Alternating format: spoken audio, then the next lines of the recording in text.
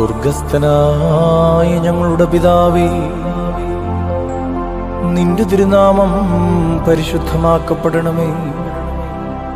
നിന്റെ രാജ്യം വരണമേ.